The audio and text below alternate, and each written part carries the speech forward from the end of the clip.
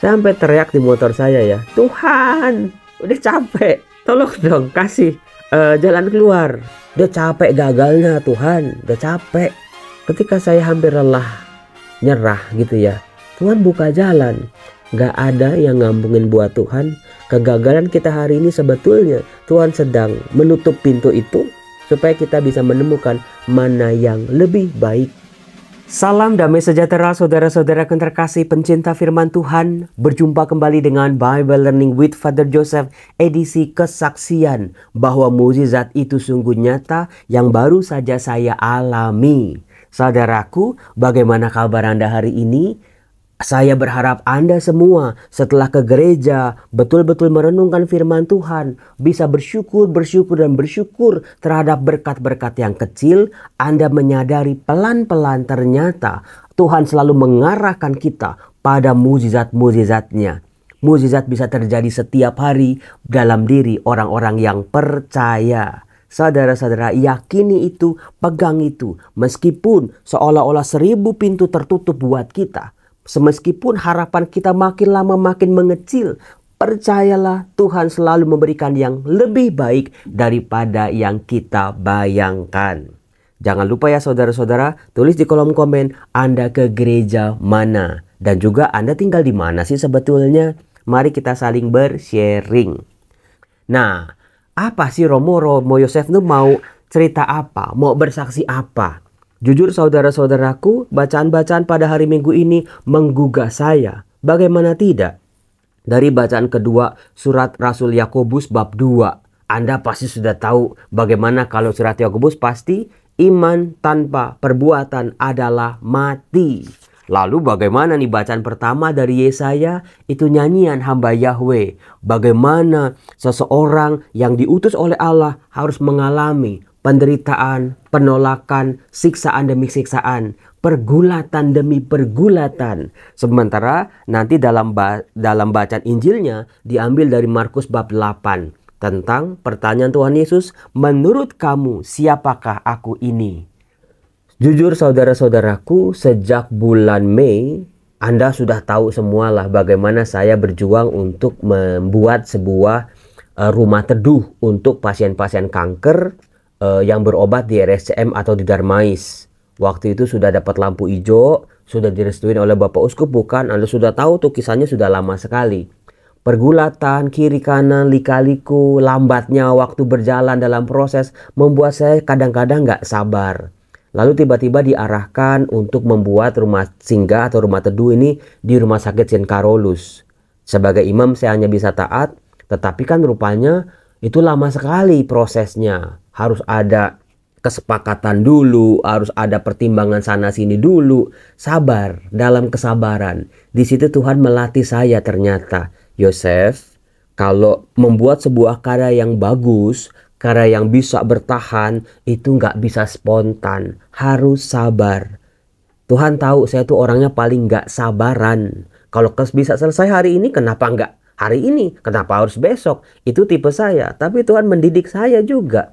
Ternyata dalam sebuah pelayanan bukan cuman apa yang bisa aku lakukan untuk sesamaku, tetapi apa yang Tuhan mau bentuk dalam diriku melalui pelayanan ini. Kunci pertama, saya dilatih untuk kesabaran. Satu hal yang paling gak bisa saya lakukan selama ini. Yang harusnya harus sabar. Kalau mau bagus itu sabar, Romo Yosef. Ikuti prosesnya dulu. Itu kata kunci pertama yang saya dapat. Kemudian terkumpullah dana, kebaikan-kebaikan teman-teman, kebaikan Bible Learning. Itu bisa terkumpul sejumlah dana luar biasa sampai saya jual kemeja waktu itu. Terima kasih buat teman-teman yang berdonasi, yang membantu. Luar biasa kebaikan Anda itu. Di situ saya berjumpa dengan kebaikan orang-orang yang tidak pernah saya kenal. Mungkin mereka kenal saya melalui Bible Learning, melalui Instagram. Tapi saya nggak pernah mengenal mereka-mereka yang memberikan donasi kepada saya melalui rekening keuskupan waktu itu.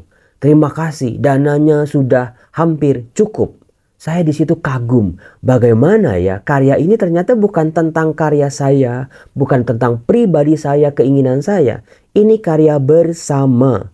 Ternyata karya ini menggerakkan hati banyak orang. Di situ kata kunci kedua, Yosef, kamu tidak boleh kerja sendirian. Kamu butuh orang lain. Maka apakah Anda percaya saudara-saudara? Fase yang kedua, saya berjumpa dengan orang-orang baik secara ajaib. Gak tahu kenapa Tuhan itu kirim mereka pada saya. Saya menghubungi 1-2 orang. Pak, apakah Bapak mau bantu saya bikin sistem, misalnya Pak Yanto itu dengan istrinya Ibu Wiwi. Siap Romo, saya dukung Romo. Maka bergerilyalah kami mengunjungi studi banding dari rumah teduh ke rumah teduh, rumah singgah di Jakarta. Di situ saya berjumpa dengan pengalaman-pengalaman orang-orang hebat. Mereka bukan orang kaya, mereka bukan pengangguran, mereka bukan orang yang sudah settle hidupnya. Mereka mau punya hati untuk sesama. Mereka melayani dengan tulus semua orang tanpa memandang agama. Ada satu pasang suami istri di sebuah paroki. Mereka menyewa sebuah rumah didedikasikan untuk membantu pasien-pasien anak-anak yang baru saja operasi jantung misalnya. Di situ saya terpukau. Kemudian saya berjumpa dengan rumah singgah pejuang jantung, House of Heart itu ya. Saya berjumpa dengan ibu-ibu yang luar biasa. Mereka berdedikasi sekali untuk sesamanya. Mereka menolong tanpa pamrih. Mereka bersyukur bisa menjadi saudara bagi sesama. Meskipun yang dilayani semuanya beragama lain. Nah di situ saya langsung sadar. Yosef, lihat umat-umat itu bergerak secara luar biasa. Mereka dengan modal ala kadarnya, kalkulator langit yang saya pernah cerita bukan? Mereka bisa. Kamu masa menyerah dengan harus bersabar? Ayo lakukan sesuatu. Tuhan buka jalan ketika muncul ide sebelum rumah singgah yang di Karolus dibangun dan beroperasi. Saya bisa mengkontrak 1-2 atau mengelola 1-2 rumah teduh. Lalu mulai saya berpikir bersama Pak Yanto. Nah inilah perjuangannya. Disinilah mukjizatnya saudara-saudara. Kalau Anda lihat tonnya kulit saya itu sedikit gelap sebulan terakhir ini. Karena saya 1 bulan saya keliling pakai motor. Siang-siang Jakarta tuh lagi panas-panasnya ya. Itu keliling habis ngajar saya keliling di daerah sekitar Rumah Sakit Darmais. Di sekitar Rumah Sakit Karolus, daerah Kramat, daerah Proklamasi, daerah Cempaka Putih, daerah bahkan sampai Matraman sana saya keliling. Handphone saya ini sampai penuh sama apa? Sama foto-foto. Kalau saya keliling pakai motor gitu panas-panasan, rumah dijual, saya foto. Kan ada nomor teleponnya, hubungi siapa gitu. Rumah dijual foto, disewakan foto. Pulangnya saya langsung terhubungi satu-satu. Itu lagi-lagi. Untung saya sudah dilatih kesabaran sama Tuhan. Karena apa? Ngubungin nomor-nomor itu nggak langsung diangkat. Harus disimpan dulu di WhatsApp. WhatsApp saya sampai penuh. Rumah di mana gitu ya. Supaya saya bisa bedain. Saya telepon kadang-kadang tetap nggak diangkat atau teleponnya udah nggak aktif lagi. Saya begitu diangkat ternyata nggak mau disewakan, maunya dijual. Atau disewakan 400 juta setahun misalnya. Waduh Tuhan. Jadi cari rumah kontrakan tuh kayak nyari jodoh ternyata. Susah dapatnya. Begitu dapat saya cocok, harga nggak cocok. Harga cocok, lokasi nggak cocok. Lokasi cocok, luas rumah nggak cocok. Harga cocok, lokasi cocok, tetangganya nggak cocok. Jadi ada begitu banyak elemen-elemen yang bikin saya sedikit stres sih sebetulnya ya. Sampai saudara-saudara ya, saking udah capeknya ya. Susah banget, susah. Sampai teriak di motor saya ya. Tuhan, udah capek. Tolong dong kasih jalan keluar. Dapat. Waktu itu saya masukin di Bible Learning juga bukan, rumah di Keramat dekat RSCM. Saya teleponin, oh iya rumah saya mau disewakan, boleh sebagai rumah singgah. Deal ya Pak, deal. Saya serius Bapak, tolong catat nomor telepon saya, disimpan. Wah saya udah seneng banget kan, rumahnya gede, 2 lantai, dekat sama RSCM. Tapi harganya waktu itu 190 juta. Ya udah deh, nggak apa-apa deh. Capek kan? Nggak apa-apa, 1 tahun 190 juta, kalkulator langit saya bilang. Udah, saya sama tim saya, sama Pak Yanto, kita mau survei gitu. Tiba-tiba yang tulisan disewakannya udah nggak ada. Saya telepon, Pak, kok rumah Bapak yang tulisan disewakan udah nggak ada? Iya, baru aja ini ada yang bayar DP. Kan saya jengkel, saya kecewa, saya marah. Pak, kan kemarin saya udah bilang, saya udah serius sama rumah Bapak. Saya mau rumah Bapak. Terus dijawab begini, kan Bapak belum DP. Ada orang yang DP, ya saya pilih dia. Saudara-saudara, itu kecewanya ya saudara. Aduh Tuhan, Tuhan, Tuhan. Gini amat ya. Doa udah, berusaha udah sampai kulit jadi hitam. Udah Tuhan, gimana ya? Udah capek. Memori handphone itu udah hampir penuh sama foto-foto kayak begitu-begituan. Sampai akhirnya Tuhan, saya tetap berjuang ya, saya tetap berusaha. Iman tanpa perbuatan adalah mati. Saya doain tapi kan kalau nggak dicari kan juga nggak turun dari langit. Lalu saya ke kampus. Tiba-tiba ketika naik motor di depan kampus ada rumah bagus, masih baru, disewakan. Langsung saya telepon. Diangkat. Begitu diangkat gitu, nada ringtone-nya, di saat ku tak berdaya, kuasamu yang sempurna. Waduh, ternyata anak-anak Tuhan juga nih. Wah, peluang nih buat saya. Saya telepon, Bu, nanti saya ngajar dulu, saya rapat dulu jam 1 kita janjian ya Bu. Janjian, periksa rumah. Sayangnya rumahnya cuman 4 kamar, pasti kurang. Kemudian dikasih lagi sama agennya itu, saya ada rumah lagi nih, tapi masih dipakai buat rumah penampungan anak katanya. Rumahnya ya oke sebagai rumah singgah, tapi tim saya nggak cocok. Jangan Romo, ini jalannya nggak pas Romo. Kalau ada urgen gitu ya harus bisa keluar gitu. Ya udah, aduh Tuhan, gimana dong? Cari lagi, minta tolong sana sini, minta cari informasi sana sini. Dibantuin juga. Saya ketemu juga nih orang-orang yang selalu membantu ternyata ya, TOPBGT. Romo, di Cempaka Putih Romo, ada Romo, satu rumah, 2 lantai, 300 meter. Saya keliling kan, saya cek, wah rumahnya di Gembok. Yang punya rumah ini orang Medan, tinggal di Medan. Saya telepon, saya lagi di opname katanya ibu-ibu itu. Terus ternyata murid Tuhan juga, anak Tuhan juga, HKBP. Bu, saya Romo Yosef, saya mau misi saya untuk rumah singgah. Ya Romo, saya boleh, rumah saya silakan dipakai, silakan disewa. 150 juta. Udah gitu, jauh kan dari RSCM. Ini nanti yang tinggal di situ harus naik Grab, belum kena ganjil genap. Waduh, tapi kan udah capek, ya udah deh. Yaudah, kita jadiin lah. Rumahnya bagus soalnya, gede, bersih gitu ya. Cocok lah kira-kira. Terus malamnya, nah ini dia. Gak jadi lagi. Romo, rumahnya banjir itu kalau musim hujan. Tuhan, gagal maning. Udah capek gagalnya Tuhan, udah capek. Bingung saya. Kan mau berbuat baik ya, tapi kok susah. Nah ini dia. Mungkin kalau pinjam duit atau buat biaya ini biaya itu susah, oke lah. Tapi ini saya cuma mau berbuat baik, nolong sesama kok susah. Itu yang bikin saya protes sebetulnya. Tuhan tunjukin dong, kok gagal terus. Akhirnya malam-malam ya saudara-saudara ada yang WhatsApp. Ibu-ibu, Romo, di daerah Senen ada sebuah rumah kosong. Punya orang tua tapi orang tuanya udah meninggal. Ini anak-anaknya Romo kenal katanya. Waduh, siapa? Terus saya telepon yang, ternyata betul. Ternyata saudara-saudara ini Tuhan sudah ngatur. Sejak 2-3 tahun lalu, saya itu pernah berkunjung beberapa kali ke rumah itu untuk mendoakan si oma sama si opa pemilik rumah itu yang sedang sakit waktu itu. Sampai oma opanya meninggal, saya juga yang bisa requiem. Ternyata udah diatur betul-betul. Saya ingat rumahnya, bahkan saya masuk ke rumahnya gede banget, 1000 meter. Ada bangunan banyak sekali di dalam rumahnya. Ini cocok ini.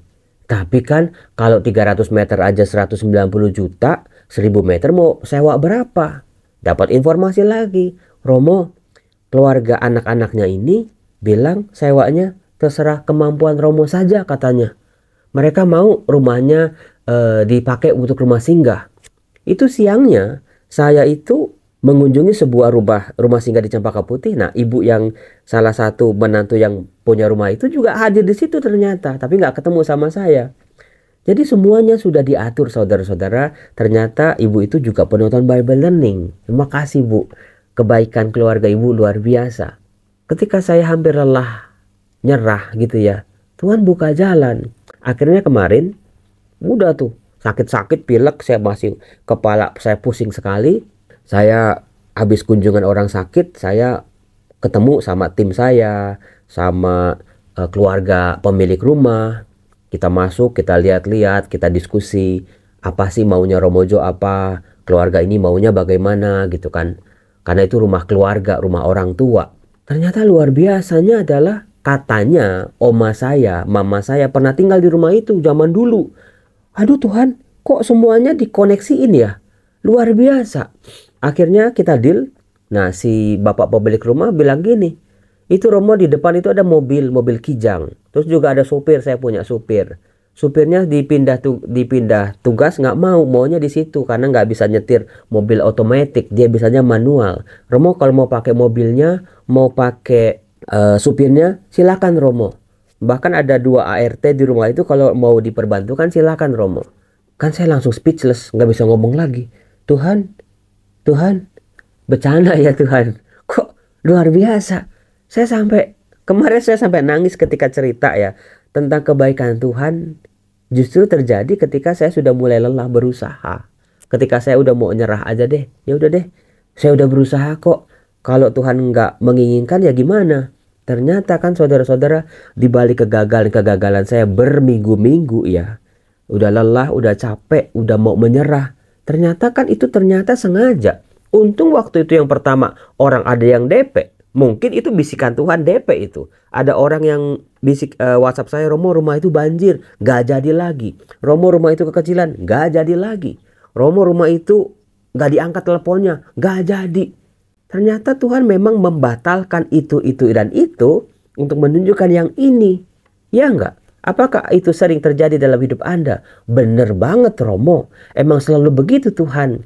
Nah di situ saya belajar, Tuhan ternyata memang saya harus berusaha, saya harus berjuang sampai mau menyerah dengan pergumulan dalam doa dan usaha. Sampai saya bisa melihat kemahakuasaan kebaikan Tuhan dalam hidup saya. Sekarang saya bersyukur luar biasa. Sampai si ibu ini, waduh Romo, kalau Romo langsung ketemu saya, Romo gak usah capek-capek lagi. Mungkin jalan ceritanya bisa beda. Mungkin saya gak sebesar ini rasa syukur saya. Nah tadi malam saudara-saudara kan saya bingung. Dibilang udah dah uang sewanya setahun tergantung Romo Yosef aja mampunya berapa gitu kan. Nah kan kalau digituin saya gak enak kan. Rumah 1000 meter. Nanti kalau saya jawab saya mampunya 10 juta apa? Nanti nggak enak kan? Atau saya bilangnya 300 juta? Waduh saya juga nggak sanggup. Akhirnya saya diskusi sama tim saya tadi malam jam 10 ya. Pak kira-kira berapa ya Pak? Ya Romo Yosef mampunya berapa? Dari Bible Learning, dari teman-teman Bible Learning gitu. 100 enak nggak Pak? Ya udah Pak, ya udah Romo 100 deh. Lalu saya WhatsApp dong sama si ibu itu. Apa yang terjadi? Ternyata mereka juga sedang diskusi. Di saat yang bersama nih saya berdiskusi sama tim saya. Ini mereka juga sedang berdiskusi. Udah deh kasih Romo Yosef 100 aja. Lalu ketemu. Kok bisa begitu ya? Si ibu yang saya telepon sampai merinding katanya. Romo saya sampai merinding. Kok bisa dua-duanya setuju 100 katanya. Tuhan. TOP BGT. Bener. Gak ada yang ngampungin buat Tuhan.